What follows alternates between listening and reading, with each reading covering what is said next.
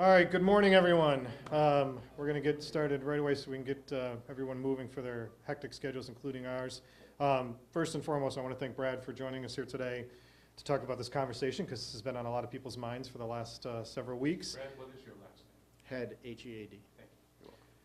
You're welcome. I also want to acknowledge Sal Marzilli, who's here with us, a great, great friend and a longtime companion on the Hill. And Greg, who just joined us from the latest news yesterday. Thank you, Greg, for joining us as well.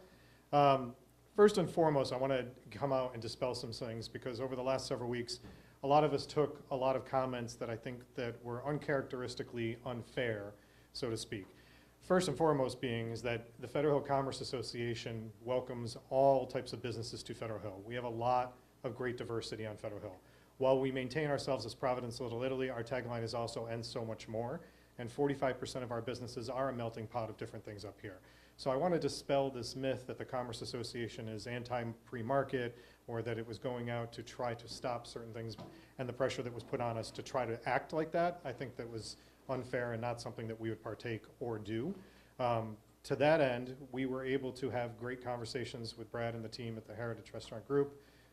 Those conversations started probably 3-4 weeks ago at this point. And we're really, really happy to have that dialogue. And that's all we were asking for from the get-go, was to let Sal be able to get to where he needed to be with this and his family, and also let these conversations start. And those conversations have been incredibly productive. To be very truthful, I think they've been more productive than a lot of conversations that we get to have on a regular basis, and very forthcoming. So we're really happy about that. So I'll start with saying and dispelling a very big thing to put out there. There will be no hot dog hanging off of the building. And with that being said, I'll let Brad get into the specifics of what we're going to be able to accomplish. Thank you, Rick, and I just want to thank you for being a great steward into integrating us into the neighborhood. So we will not be putting a hot dog off the side of the building. The previous sign is currently at Federal Signs being restored, which we're going to put in the back dining room. We're going to call that the old canteen room, so people can come and see the sign and still be able to enjoy that. And we'll be having our new sign created by Federal Signs. And I think what Rick was saying, just through some of our conversations, there was some confusion about what our brand is and what our concept is, and what we'll be doing here. You know, we may have wieners in our name, but we do not do hot wieners. We're a lot more than that. We use a local brand, Soggy Hot Dogs. So we use that as our main hot dog, but we're a lot more than that. We do smash burgers, we do chicken sandwiches, salads. We have a great cocktail list focusing mainly on espresso martinis. And with that, you know, we do plan on doing a lot of nods to the Italian cuisine, and try and, you know, pay homage to some of that. So some of that will be, we're going to be doing a bolognese dog. We're going to be doing an espresso martini affogato. And once we do open the second floor, the Copper Club, which to some people's surprise is not an actual club, it's more of a upscale cocktail lounge. So we have a pizza truck within our company called Amano.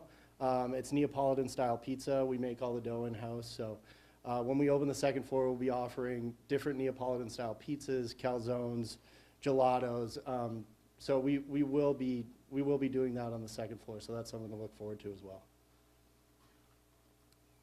No, I just want to highlight this, is that, you know, this is a lot of what the community was looking for. The feedback that we got was people wanted to find some way that there was still a nod to the neighborhood, to welcoming people on the Hill with Italian concepts. And I think that this is a really nice blend of how to bring together both concepts to do it.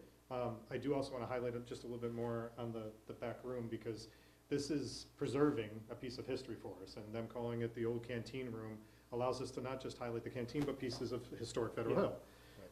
And that's something else that we'll continue to collaborate on, and an opportunity to work with the community even more on, to highlight some of those historic perspectives. So these are all components that have come together and are good collaboration for us.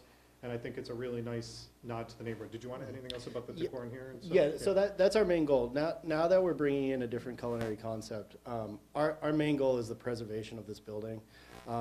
We understand that it's the first building you see when you come to the gateway of the Hill, and we want to keep it the exact same. And this is a historic, beautiful building. So we're going to do everything we can. One of our brand colors is pink. So you will see pink in here. That's going to continue to stay. But everything that we're doing now with our brand coming in is preservation of this beautiful building. Excellent. And I think that also the chef, the Neapolitan chef that they have that'll help oversee the project is a real big plus to us. He's committed to working with us in the community, being a part of different events, and I know that he's in Italy right now. Yeah, so our corporate executive chef, his name is Carmine, he's from Napoli. So he's actually in Italy right now, and believe it or not, smash burgers and specialty hot dogs are blowing up across Europe, especially in Italy. So he's doing some research there. He bounces back between Napoli and Milan. So I know he's getting a lot of inspiration over there right now, and he's going to bring some of that back for us for when we open. Brad, you must have gotten some pushback. Did it give you pause or second thoughts about Absolutely not. bringing the restaurant here? Gave me motivation. That's all it did. You know, with any business that you're going to open, whether it's a restaurant or, you know, X, Y, and Z, there's always going to be some sort of pushback. And if you take that and let that fester into something negative, then you're never going to get something positive from what you're trying to do. What's your target for opening here? I would say mid to late May. That's our goal right now For this, for the first floor. And then the second floor, you know, that's probably 10, 12 months down the line. Will you be keeping the iconic table 5? Vice Chair. Yeah. That is something that we have been discussing. We do have a few ideas for this room. That is definitely a hot topic that we've been considering, so more to come on that. Will these walls still be pink? The walls, they're maybe not as pink.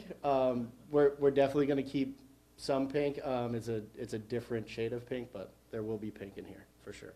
And you're going to change the menu and incorporate Italian foods.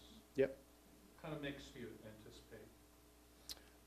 You know, we want to stay true to our brand.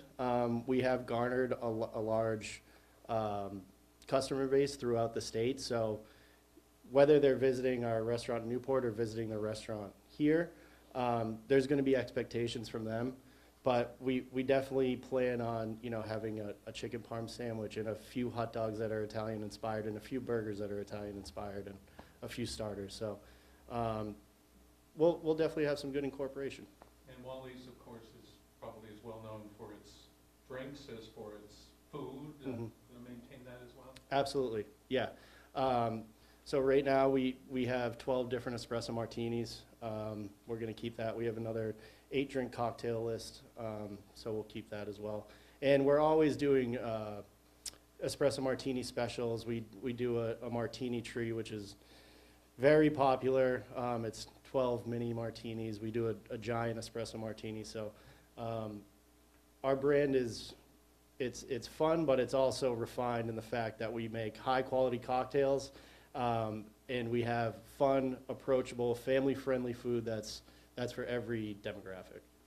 Yeah, and I want to highlight too that, you know, Can I get you to step a little closer? yep, sure. I just want to highlight too that, you know, some of these collaborations and the commitments that they're making now are really helpful to us and also in keeping in traditions by having the sign say Wally's outside and incorporating characteristics of the old sign and working with Benell, who actually made that first sign, who is a local business and an historic business itself on Federal Hill. So those collaborations are ongoing and really important to the aesthetic and the functionality of the business. And for both of you, but Rick, first perhaps, a little controversy can be a two-edged sword. It can help as well as hurt a business. Sure, I mean, I would agree with that in anything. I mean, Federal Hill is not unknown to having controversy in different aspects. You all love to make sure you keep that on my plate front and center on a regular basis.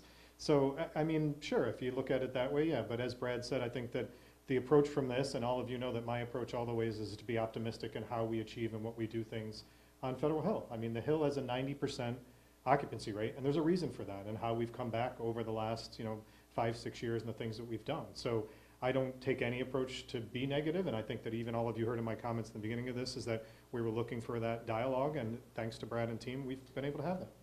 Brad, this isn't all bad, right?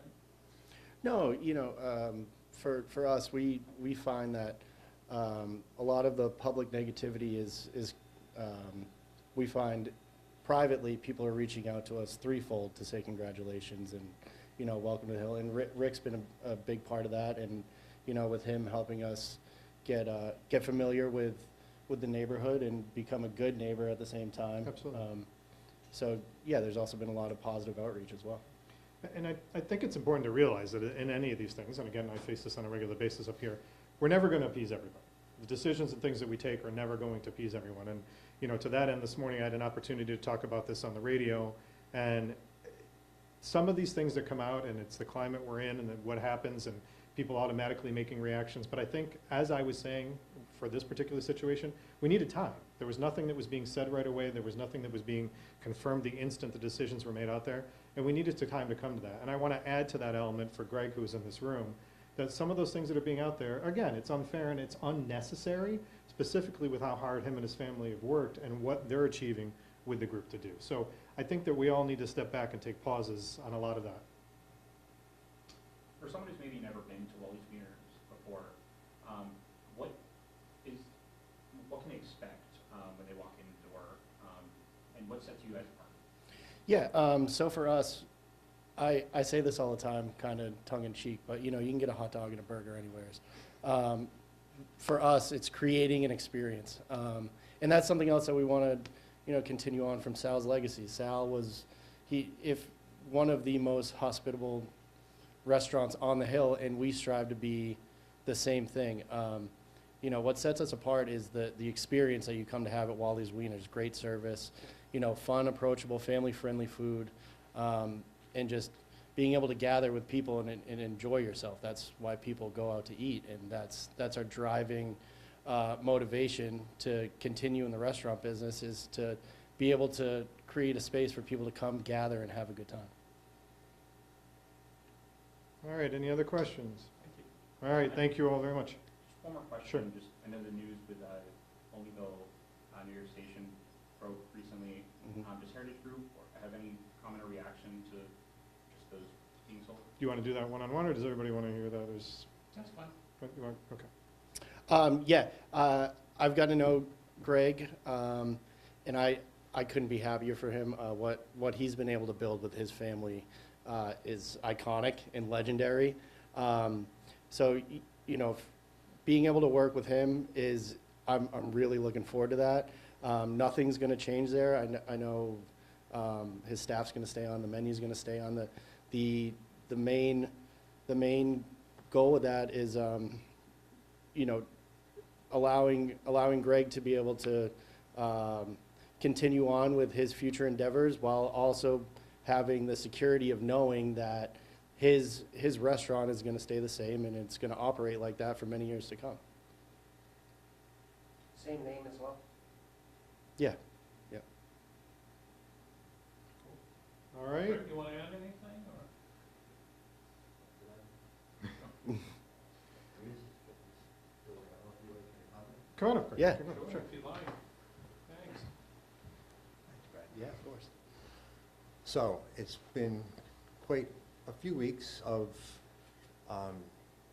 speaking to the Heritage team, and kind of the emotion involved as well, because being fourth generation, 80-year business, family business, my sister and I, and seeing that, okay, we want to continue forever, but we cannot physically.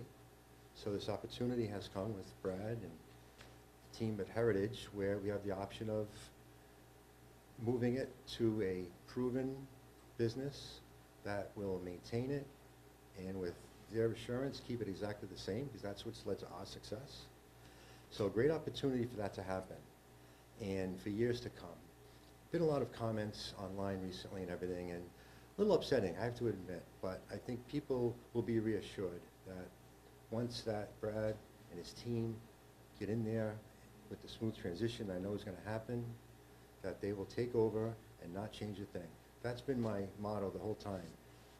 Don't change a thing, and you can't fix what isn't broken, and I know they'll do a great job of that. I'm very confident of that. One last question for Brad, if I may. Seems the world's your oyster, so to speak, with buying up untold numbers of restaurants. Are there more on the horizon, do you expect?